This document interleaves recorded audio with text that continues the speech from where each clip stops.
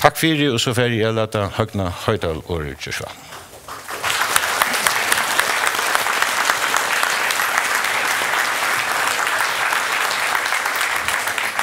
Hei, denne brøyteren, ne?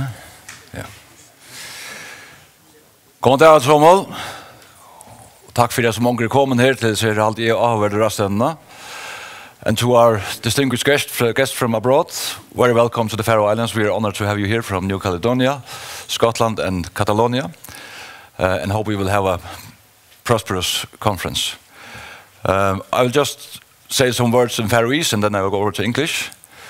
Og altså, jeg er ferdig at Føroyar sin til førske søvende, leiene fremme som jeg så ikke når vi som er kjøvende, så jeg skal kjøvende litt denta, at jeg vet at vi følger ned imse meninger om bæg om det søvlige utleggingene, og hvordan vi vil komme videre av frem, så det må dit lett at jeg kunne gjøre meg kjøvende til jeg lett dette frem. Og det skal lesen gjøre verst vi måtvis åkere utländske gesten. So, ladies and gentlemen, I will try to go briefly through the Faroese case of self-determination and independence. And as I stated in the Faroese, in the Faroe Islands there is not consensus about the interpretation of history and so on. So this will be my interpretation and my party's interpretation. So just have that in mind when you should interpret what happens in Faroese politics. So the Faroese case of self-determination. I will start with some myths. It is said in our midst that the Faroe Islands were inhabited by Norwegian people that fled from Norwegian kings and Norwegian taxes. And they fled from Norway in boats westwards. Some went to the Faroe Islands, some went to Iceland, according to the myth. We now know perhaps that's not the right historical fact, but that's according to the myths. So they went from Norway. Icelanders claim that they first arrived in the Faroe Islands. All the seasick people went off in the Faroe Islands, while those who wanted to become independent and strong, they went on to Iceland. We don't fully agree. We claim that all the Norwegian people tried to find the Faroe Islands, the paradise on earth, but only the best navigators could find these islands, while the rest have to just to go with the tide to Iceland. So that's according to the myths. Today, of course, we see ourselves as a large ocean nation in the middle of the North Atlantic, as New Caledonia is. If we take the Faroe Islands as land and exclusive economic zone, we are actually a large nation. And in our opinion, I think I can speak for every Faroese, we have every possibility to have a prosperous nation here in the middle of the North Atlantic. But we do not agree upon the constitutional issue. And to go briefly through my interpretation of the Faroese constitutional position, we could claim that the Faroe Islands have always had its own parliament and has been its own judicial entity. We also claim that we have the oldest parliament in the world. I know there are many claims about that, but we have good records for that. And throughout the Viking Ages and into the Middle Ages, the Faroe Islands made agreements with Norwegian kings and were connected to Norway in one way or another. The Danish and the Norwegian formed a union. That's the Faroese connection to Denmark. When Norway, after the Napoleonic Wars, Norway became a part of a union with Sweden. Iceland, Faroe Islands and Greenland were left together with Denmark. And in my opinion, the history from about 1800 has been a history of where Denmark has its plan to integrate, even assimilate the Faroe Islands into the Danish unitary nation state, both politically, in cultural terms, economical, and in administration. And that was what actually also initiated the national movement in the Faroe Islands, first and foremost on the cultural basis, that we would have our own language, but also a question of building a modern Faroese nation in Faroese, in Faroese culture and with Faroese political institutions. And that went on to Second World War, which changed everything. We were occupied by Britain, while Denmark, as you know, were occupied by Germany. So after that, there was a whole new question of Faroese independence. We had practically been independent during the Second World War. So briefly, it resulted in a referendum on independence in 1946. There was a small majority pro-independence, but even though the Home Rule Act was introduced in 1948 without a new referendum, and also in my political interpretation, this was a very special referendum. This was a referendum where you should choose to accept a Danish offer to have some kind of home rule, kind of integration in Denmark, or you should choose full independence.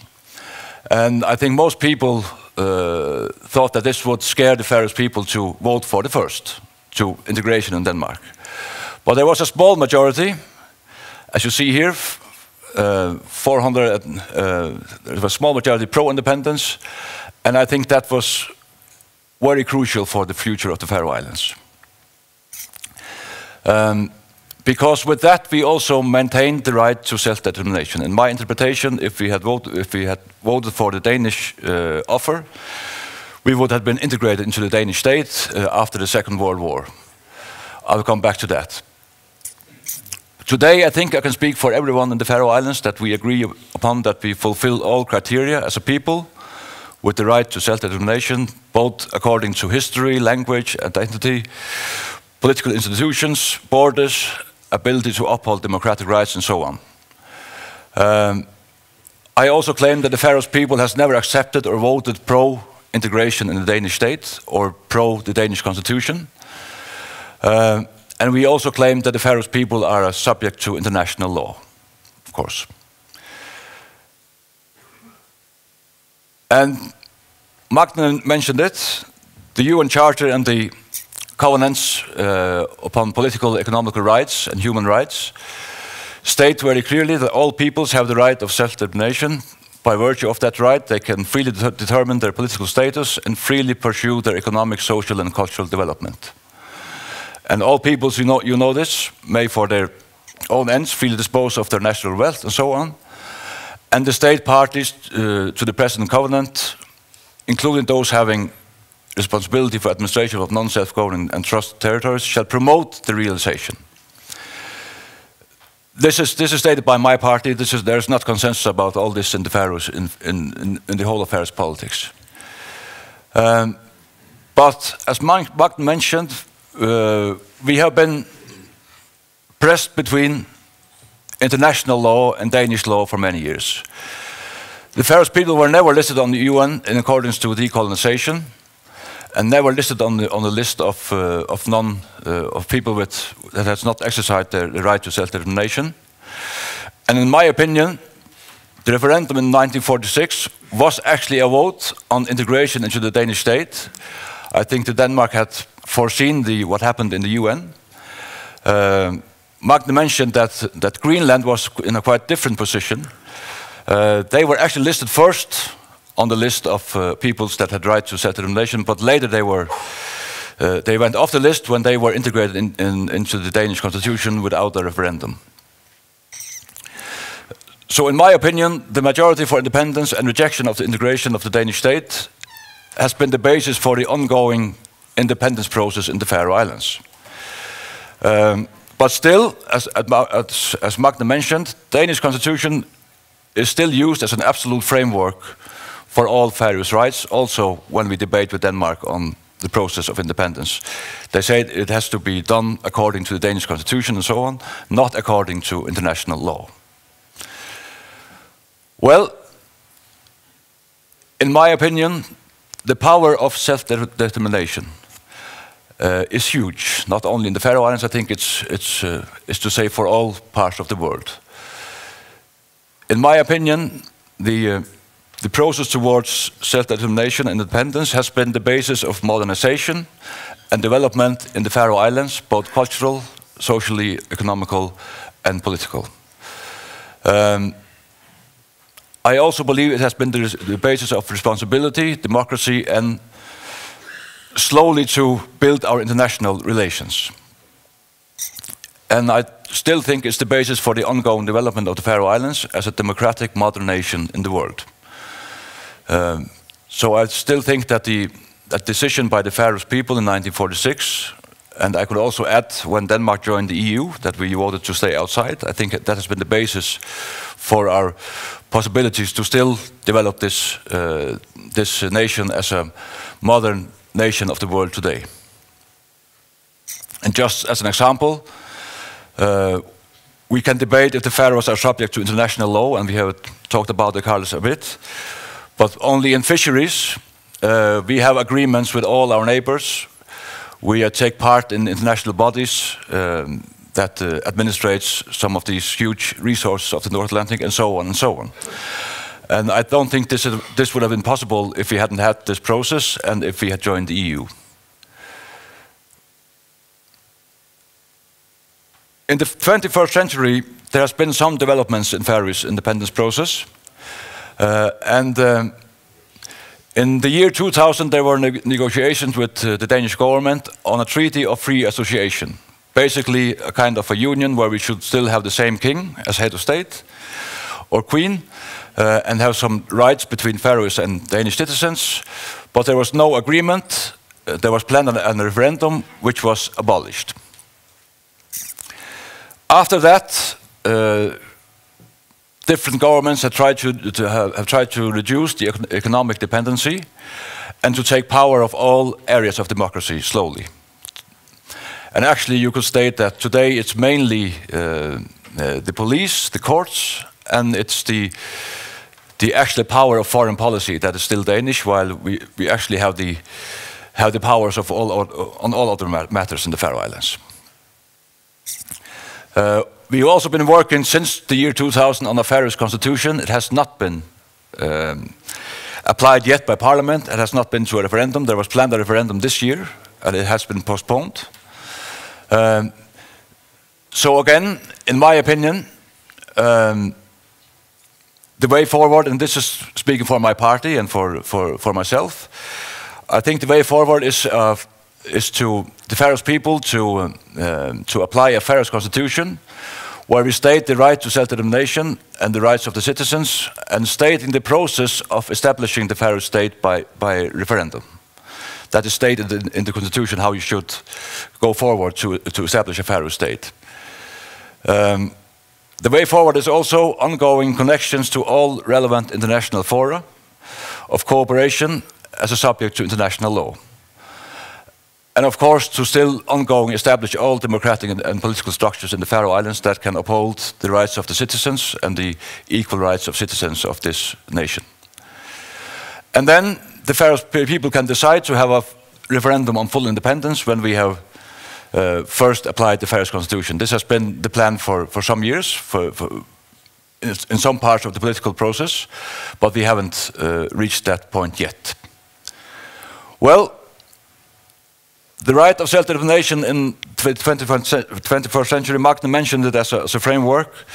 We had the Wilson Doctrine after the First World War, then the UN Charter and the Covenants after the Second World War, the decolonization in the 1950s, 60s, and perhaps 70s, the dissolvement of the Soviet Union. But now we have the question of how to cope with globalization in the 21st century.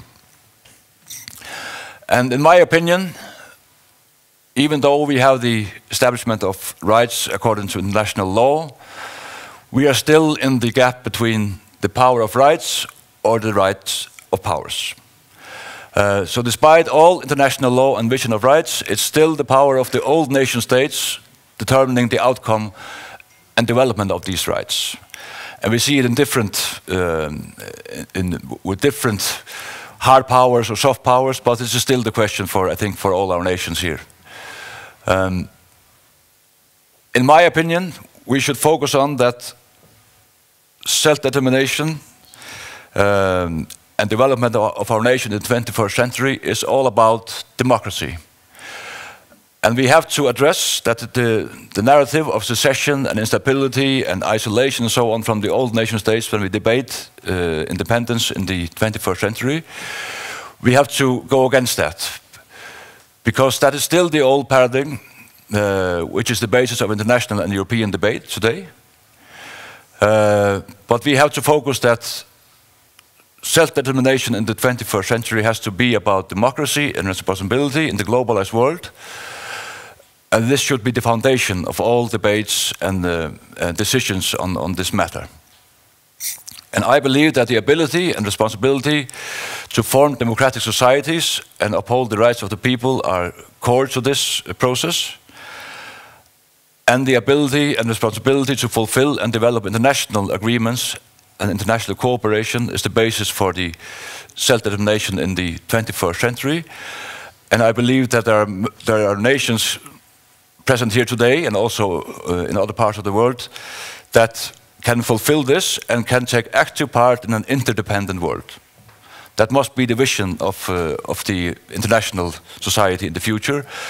And I should hope also in Europe, even though I think that has very dim prospects at the moment.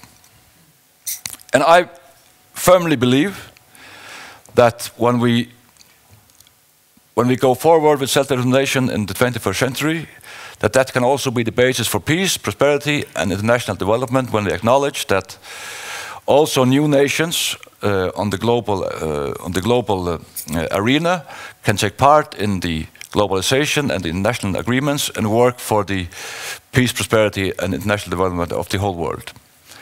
So I believe that we should reverse the narrative and not always become in a defense position where we should say, why will you be independent? But we shall ask, why not?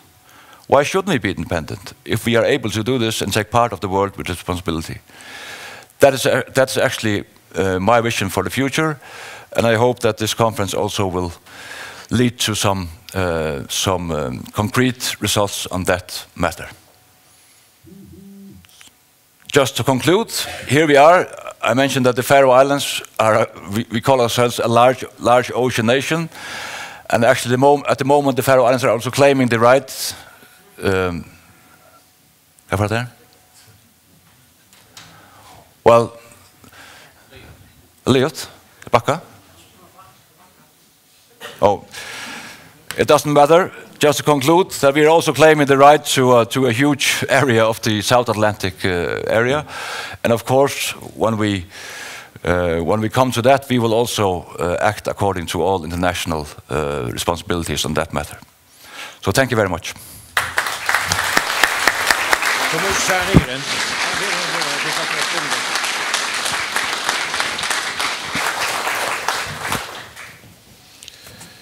Thank you very much, Høgni Hoydal, for a very good presentation. We have opening for some questions, and here on the front row we have some people from the Føroya University as well who are not necessarily affiliated to our party, so they have the possibility to come forward with critical questions. Please do so. Morning. Bar. Yeah. Thank you for your presentation. It was very interesting. My question will be, if you don't think that the independence movement in the Faroe Islands has focused too much on or been too hopeful about what international law can deliver in this matter. Because, I mean, when the independence coalition in the year 2000 went to Copenhagen to negotiate for independence, as we all know, the Danes were pretty unimpressed by the self-determination argument. And as late as this year, the Danish foreign minister has answered Magni Arke that we have a right, I interpret it as some kind of political or moral right to self-determination, but they think it's irrelevant from an international legal perspective. So my question is if we shouldn't just focus more on the political part of the question, see it as a political struggle and play it down the international legal argument a bit. Well, thank you, Bar. I do not quite agree. I don't think it's a matter of either or. I think that what we experienced in the negotiations in the year 2000 was that it was impossible to have a negotiation on any equal basis as long as Denmark didn't acknowledge a right to self-determination. So I think that the rights according to international law is also a basis for civilized negotiation, because we have always acknowledged that we should negotiate with Denmark on a civilized treaty. And I would reverse the question and say, why shouldn't Denmark acknowledge our right to self-determination? What is the basis for why they don't do that? And why? No, that's my question to the Danish government. It has been so often, and I have never got an answer. Why weren't the Faroe Islands put on the list in 1946? No question, because then it was a plan to integrate us, and I think that will just be to the honor of Denmark if they did so, and also negotiate with the Faroe Islands when there's a majority to do so, based upon international law.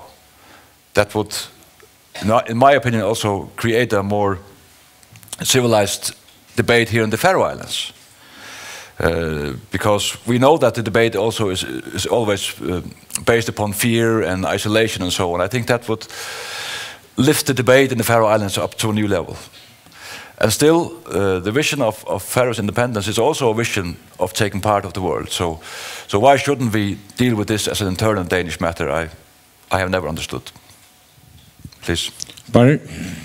Just to supplement the question, I totally agree that we are in need of international law in this area, but as a matter of fact, we don't have international law in this area. I mean, it's a matter of mainstream international law that only so-called non-self-governing territories have the right to external self-determination and implicitly a right to secession inherent in that.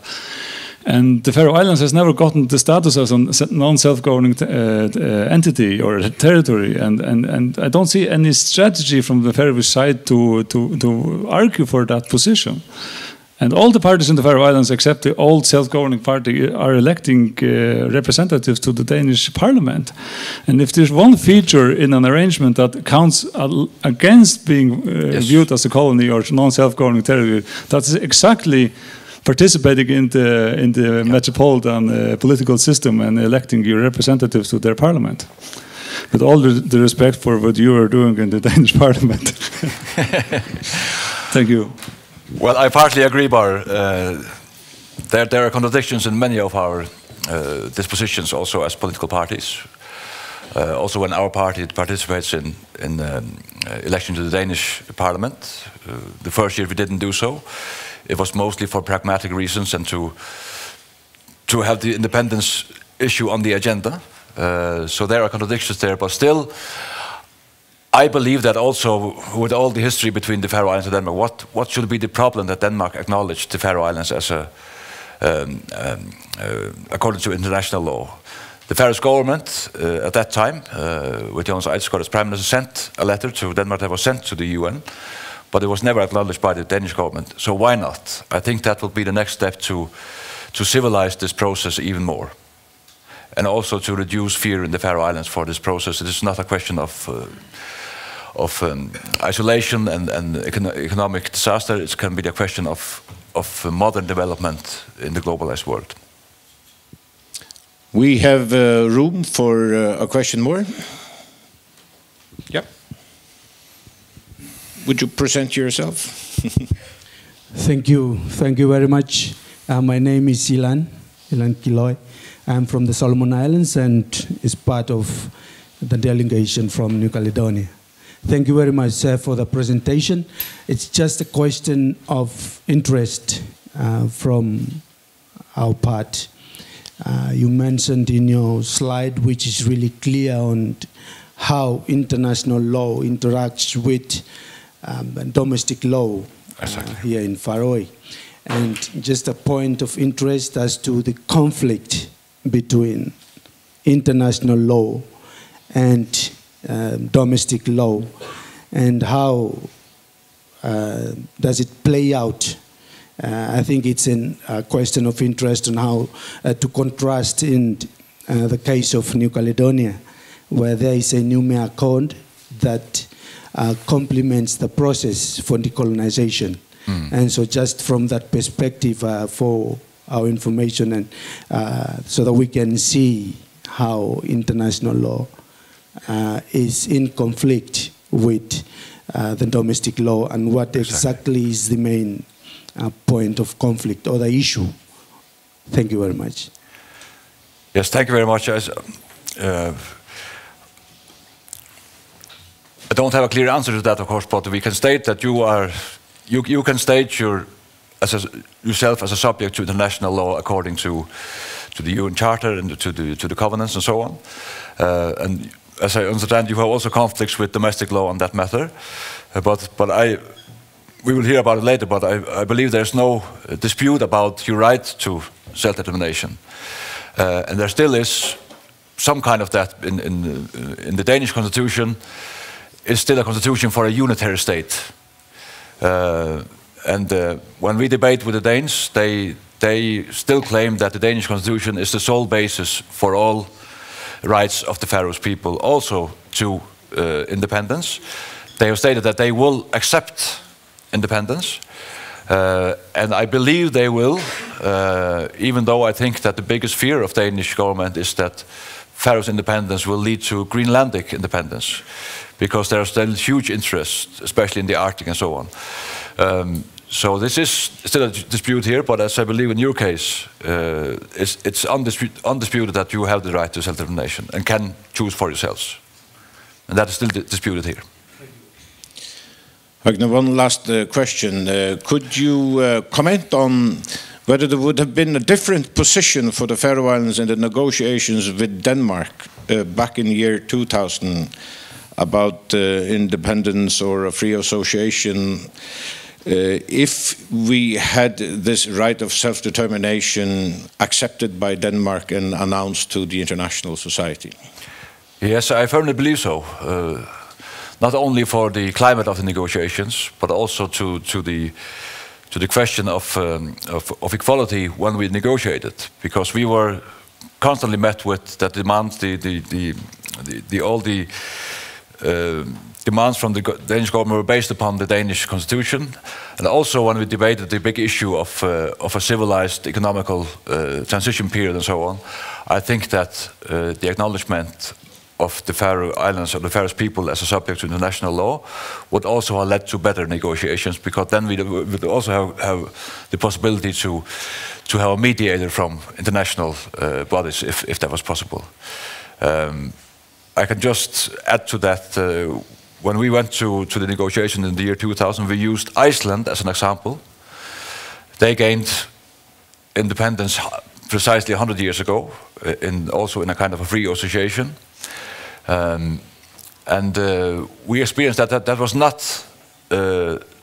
not very good for the negotiations, because the Danes still felt that Iceland had not been respectful to Denmark when they finally made their own republic during the Second World War. So there are many also historical conflicts in the negotiations, but still I think it would create a better image for Denmark, a more honorable entrance to the whole negotiation if we had this question cleared from the first time, yes. Høgni Hoydal, time is up, and we will have a chance to put forward some questions when the debate is coming on. Thank you to Høgni Hoydal. Should we give him an applause?